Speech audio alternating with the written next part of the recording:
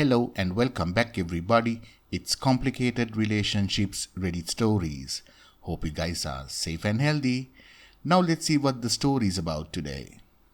What would you do if you find out that your wife has lied to you saying that she was going to her sister's but spent time with another man she's cheating on you with on Christmas Eve? Now let's find out all about it in today's story. Also, if you like what I do, please give this video a thumbs up and do subscribe to the channel.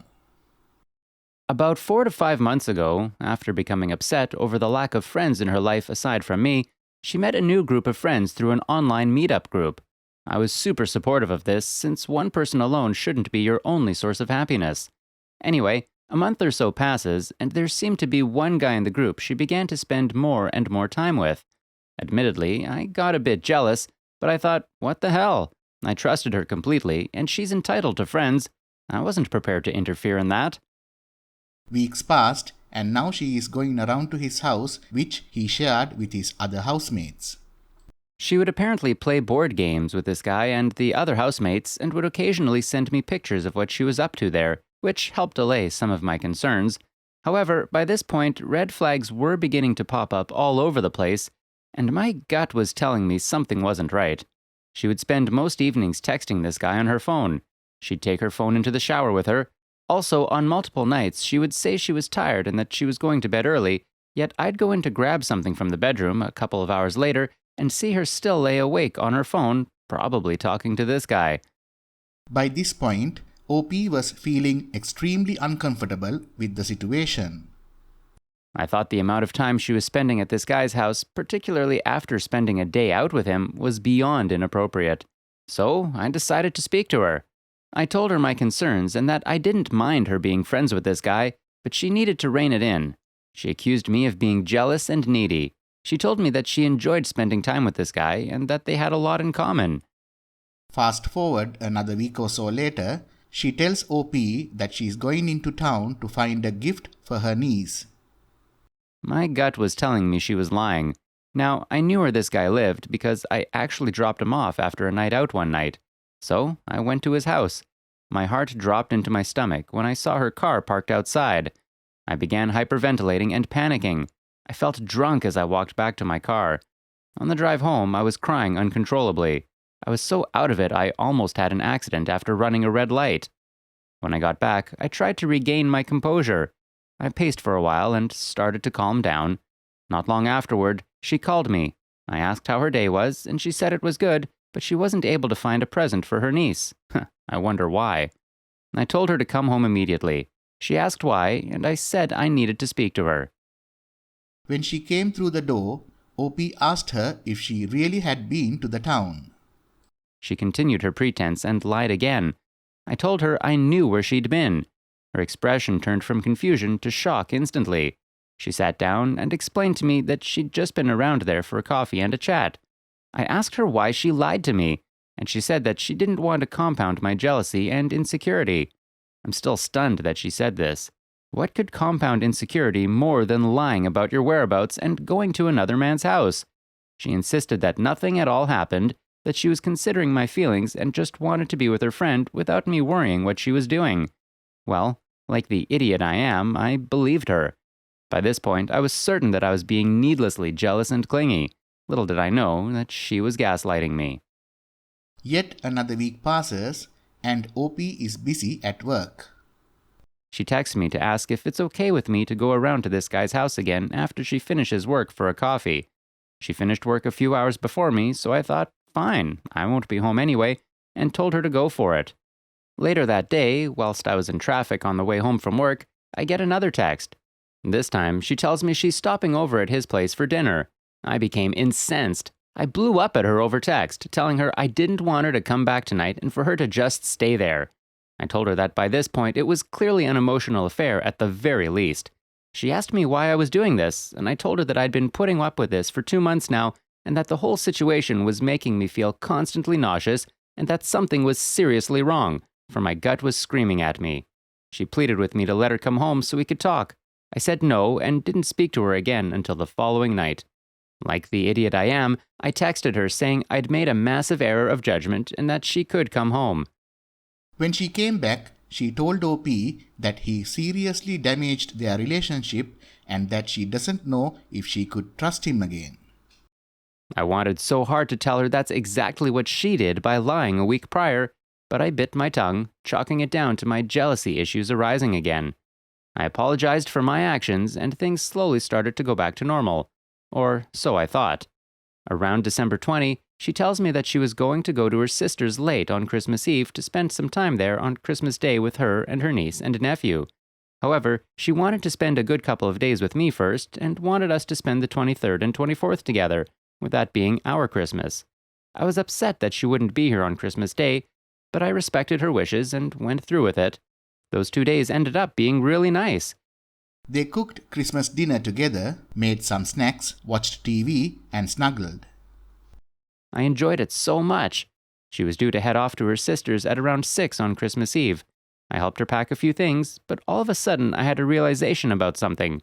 She told me her sister was due back home at around 6:30 because she was going shopping, but I also remembered that this guy finished work around 6. Immediately, my suspicion kicked into overdrive, but I tried to kick it back down. She wouldn't go to his house on Christmas Eve. She wouldn't be as callous as to leave me over Christmas, would she? I decided to once again ignore my gut and put it down to jealousy and insecurity. If I accused her of potentially doing such a thing, I could have jeopardized the relationship. So I sucked it up. Now, before she left, OP surprised her with a few presents. They were all things I knew she'd love. She said she felt really guilty because she couldn't afford to get me anything this year. I said it was okay, and that I bought them for her not because I expected something in return, but because I loved her and wanted her to have them. We kissed, and she said goodbye. That was the last time I'll hopefully ever see her. A few hours after she left, I remembered I had to respond to an email, so I jumped on Gmail. Only she had left herself logged in on the computer. What I found absolutely crushed me. For whatever reason, she had downloaded the WhatsApp chat between herself and the other guy onto her Gmail. I opened it and read through. This had been going on for almost 2 months. She was saying how she loved being with him, cuddling on his sofa when they watched a movie. She said how she would send him dirty pictures if it would motivate him to get home sooner. This goes on for weeks. At the beginning of December, they apparently slept together. What's doubly gut-wrenching is the fact that, judging by the timestamps, she was saying how much she enjoyed it during the time when I was sitting in the living room with her. Towards the end of the messages, which ended around December 18, they were both saying how they can't wait to be together. The guy even said she should steal my PC and VR headset before she goes because he wants to play it. Her response was, "Ha ha." At this point, I was suffering a massive emotional breakdown.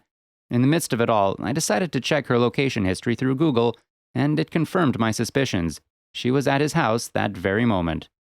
She left OP on Christmas Eve to be with this guy. To add yet more salt to the wound, I scrolled down her emails and found that she'd ordered a t-shirt for this guy as a Christmas present, despite telling me she couldn't afford to buy me anything. There was no doubt in my mind now that this relationship was finished. I called her to tell her I knew what was going on, but before I did, I asked her where she was to see if she'd finally fess up. She told me that she couldn't deal with this mistrust anymore and that she was at her sister's. She lied to me and convinced me I was the one in the wrong right up until the end. OP told her about the conversations she'd been having with this guy, how she gaslighted him and caused a massive emotional breakdown. Despite seeing me in such a state, she continued to lie to me and offered me no support. The woman I'd supported for 7 years through some dark times offered me nothing in return at a time I'd needed her the most. As I was saying all this, she remained mostly silent, only with an occasional, "I know," coming through. I ended the call telling her I never wanted to see her again. I also discovered through her WhatsApp exchange that she'd told her sister what was going on, and her sister said nothing to me. She remained complicit in the whole thing. I just can't believe it. What a disgraceful family. Yesterday, OP packed all her stuff into bags and simply left it in the garden for her to collect whenever she wants. I haven't damaged any of her property, though it took a Herculean effort not to. I am better than that. Right now, I'm in a very dark place. I cry seemingly at random with just minor triggers. I've been having what I think are panic attacks. My heart beats really fast when I lie in bed. I feel constantly sick. I even woke up twice a couple of nights ago, panic-stricken and in a state of confusion that she was in the house and looking for me. I'm utterly devastated and broken. I'm hoping to move on from this, but I'm scared it will taint all future relationships and that this betrayal will haunt me for the rest of my life. She's ruined me. End of part 1. Before we jump into part 2, if you like what you've seen so far, please give us a thumbs up so this video will reach more and more beautiful people like you around the world. Now we'll start part 2 with the first update. So it's been 4 days now since D-Day. I haven't been feeling particularly well since that day, and the pain is still very fresh. I've been crying on and off the entire time. Last night was pretty bad. I just lay in bed and sobbed for 10 straight minutes. I am truly at my lowest point right now. She has texted multiple times since Sunday. She told me she had been feeling confused for months, that all the feelings she had for me were very real, and that none of what she had done has been logical. She then says that she doesn't expect to be taken back, but she would like to mend our friendship. Finally, she tells me that she doesn't want our marriage to end over text, as if it didn't end the moment she cheated, and that I need to speak to her face to face, to scream and shout at her if that's what's necessary, and to give me closure. All of this made OP very, very angry. I can't believe she wants me to consider mending our friendship, as if there's any value in having her as a friend after what she's done. Not only that, but she wants me to meet her and speak with her? Does she expect a heart-to-heart where she can try and justify the months of emotional abuse she put me through? She's delusional.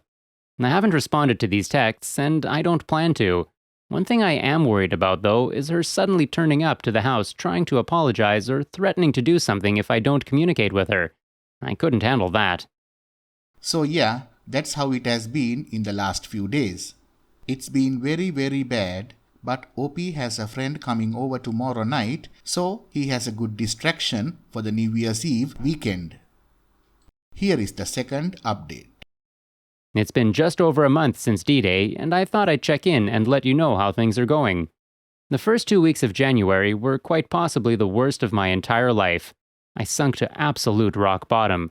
I cried multiple times every single day. I stopped eating and lost weight to the point that people were asking me if I was unwell. They were extremely dark days. Now we're over a month in, things have improved. I still cry, but not as often. My appetite is slowly coming back, and I don't feel as despondent. I do still get a rush of intense and upsetting feelings every other day or so, as well as thoughts that I'll never find anyone else, but I'm not as consumed by them. As far as no contact goes, I've managed to maintain it, though it's been an unbelievably difficult task. I blocked her number, but she got through to me via a few other means, such as through one of my old email addresses. She did send me quite a long letter via email in early January, saying she deeply regretted what she did, and that she knows I want her to suffer, and that she will for the rest of her life. She also went on to say that I was the only one who made her feel truly attractive, and then pleaded with me to acknowledge that I knew her feelings for me were always real. In short, it was all the usual stuff you'd expect to see from a cheater and a narcissist. OP is still firm in his decision not to give her any opportunity for reconciliation. I have nothing to gain from it, and she will just want to feel more at ease in the face of her actions. The novelty of the affair is probably beginning to wear off now, too, and the guilt will soon eat her alive, if it isn't doing so already. My recovery process has been fairly spotty, but I'm just trying to take things one day at a time. Work does well to keep me occupied throughout the week and give me a purpose, and in the evenings I really enjoy cooking. It's hard to feel sad when the kitchen smells so amazing. I've also done some light socializing, though money is quite tight at the moment, so I can't do as much as I'd like, unfortunately. Finally, OP's been spending a ton of time with his dog, and he says he's thankful for the comfort she's provided him for the last month. In the end, I think the most important things on my road to recovery have been allowing all of my grief to process, learning to accept the situation I'm in, and beginning to enjoy my own company. It's undoubtedly been a tough time, and I imagine it will be for a while yet, but I feel as though I have both of my hands on the ledge now instead of just one. Okay, let's listen to the third and final update. So here I stand, 5 weeks removed from D-Day. At the moment, I'm still a bit scattered, emotionally at least. Sometimes I'll go for hours and hours, sometimes almost a whole day, without thinking about her and what she did. Other times, however, I'll see or do something that will suddenly and inadvertently trigger a powerful memory of the relationship. For example, a few days ago, I was doing some tidying up around the house when I found a keepsake she had bought me many years ago, entitled To the Man I Love. Moments like that can sometimes bring my whole day crashing down. Throughout this ordeal, OP's been coping mostly by keeping himself busy and distracted as possible. I'll cook from scratch, binge watch TV shows, go for lengthy walks with my dog, write, play video games, etc. The hardest time tends to come when I'm in bed at night and alone with my thoughts. My mind often wanders back to that evening on Christmas Eve when I discovered she was cheating. I can sometimes become trapped in a mental loop, replaying the events over and over in my head.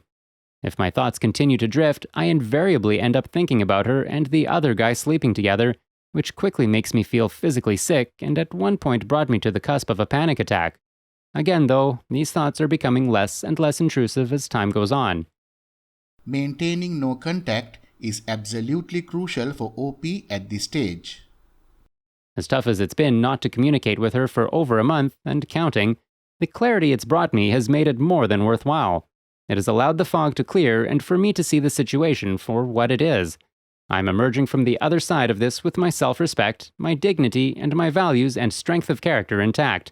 I always told my ex-wife that infidelity was an immediate deal-breaker in a relationship, and that I would promptly remove anyone from my life if they were to betray me in such a way. Perhaps she thought she could use my love of her against me to reconcile, to get a second chance, or to at the very least remain friends, but the situation following her affair has unfolded in exactly the way I always said it would. She made a conscious decision to betray me, and I stuck to my guns and ended the relationship instantly. My actions have earned me a ton of respect from friends and colleagues alike. They commend my strength and unwavering commitment to upholding my values. Now, as a result, OP can look himself in the mirror and truly admire the man staring back at him. A lot of people struggle with serious self-esteem and confidence issues in these circumstances, and whilst both have been damaged for me to an extent, I still hold a lot of value in myself. It helps to reiterate to myself daily that I am the prize, and that she will look for me in every man she is with in the future. But she will never find me because I'm not replaceable. Through her selfishness, she has lost a good man. I was always and always would have been loyal to her because I loved her and respected her immensely. Unfortunately, until she confronts her own deep-rooted issues, she is destined to repeat this behavior time and again and will always live with the belief that someone else is responsible for her happiness. In the end, her actions may have knocked me down, but I'll get back up again, only this time, I'll be even stronger. And remember, always love and look after yourself. After all, you're the most valuable person you know. Finally, OP likes to thank everyone who has followed his story and offered support throughout this journey. Well, OP, I really hope you will soon find a good, loyal woman. You sound like a really strong man. Good luck to you. Well guys, we have reached to the end of the story. Before we go, let's listen to a few responses by the community and replies by OP. First comment. I tip my hat to you, mate. I'm glad you're healing in a way that many have not been able to do. Has she tried to contact you? Do you know how she's been since the split? OP's reply. She has on quite a few occasions. Some of the stuff she said includes, I miss you. I miss cuddling with you. You are the only person to make me feel attractive. I can't live without you. None of what I did has been logical. Please acknowledge that the feelings I had for you were always real. She's only looking to assuage her guilt by extending these breadcrumbs in the hopes that I get in touch with her. I can see straight through it, though. In the end, I don't wish her any harm, but I do hope that she seeks help for her issues before she breaks another poor guy's heart again in the future. Second comment. Sometimes we have to carry on living our lives even when we are not really feeling it, and sometimes it feels like you are back at day one. You met your limit and have walked away. It takes masses of courage and self-will, and you did it. Keep on keeping on, mate. If I were a betting person, I'd wager you will find real joy again. Meanwhile, as you rebuild your life, the question as to whether your ex learns from the experience or not will mean less and less to you. In fact, It will become completely irrelevant to your own journey. Good luck. OP's reply: Thanks. In times like these, it's important to consider your values and what's important to you in a relationship. You should never compromise your integrity to please somebody else, especially if they've wronged you. Stand firm and stand tall. Respect yourself and be true to who you are, always. Thank you all for listening to today's story. Please like, comment and share the video if you enjoyed it. Also, subscribe to the channel and hit the bell icon so you will be notified when we upload the next video. Take care.